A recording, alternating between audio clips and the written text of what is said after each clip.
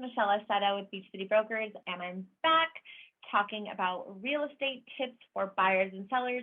This week, we are talking about requests for repairs, how buyers can get the most money for the repairs that need to happen at the house, and how the sellers can keep the most money. So as you may have remembered, last week we talked about inspections. If you haven't seen that video yet, I'm going to link it up here. You can click on it and watch it. So after the inspection period, naturally, some things may have been found about the property that upon opening escrow, maybe the seller and both the buyer didn't know were wrong with the property. So now they have to negotiate, request for repairs as a negotiation, who is going to pay for these newfound items that need to be repaired on the property. Typically, requests for repairs are items that need to be repaired now, not something that need to be repaired in the future.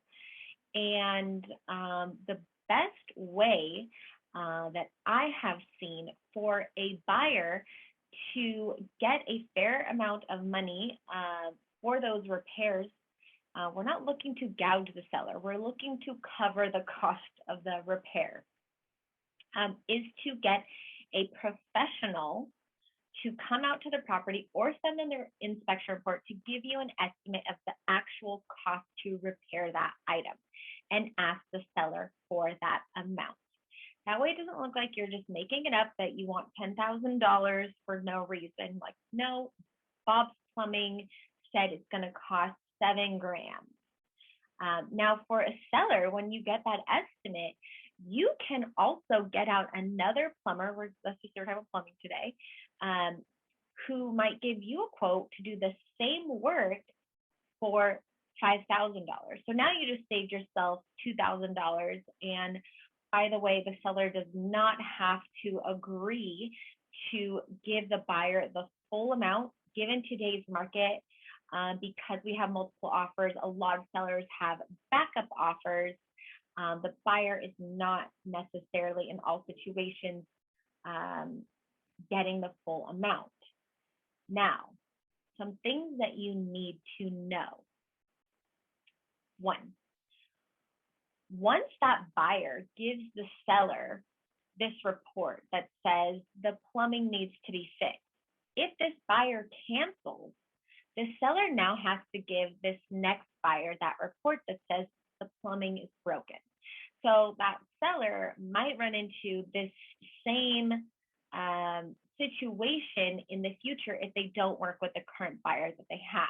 That is why this buyer has a lot of negotiation power. Now, call to request for repair. So let's chat a little bit about asking the seller to make the repair and what the seller needs to know if they do make the repair. That is an option. A credit or repair is an option. So if the buyer asks the seller to make the repair, the seller does need to provide invoices about the repairs that they did make to the property. And if what needs to be repaired needs a permit, this was a really big one. The residential purchase contract outlines that the seller must permit that work.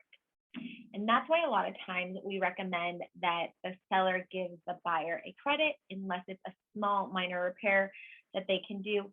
Even in that instance, it might not be done up to the buyer's standards. Everyone has their own standard that work should be performed at. So a credit is usually the best way. A tip for a buyer is to ask the seller for the things that are the ones that are the most like hazardous. If it's a fire hazard, if it's a water hazard, if it's an active leak. There's something really small that's happening that you could fix for $30, like scratch that. Don't ask for it. Ask for the items that are really going to cost you a lot of money and that are a hazard to your health and safety.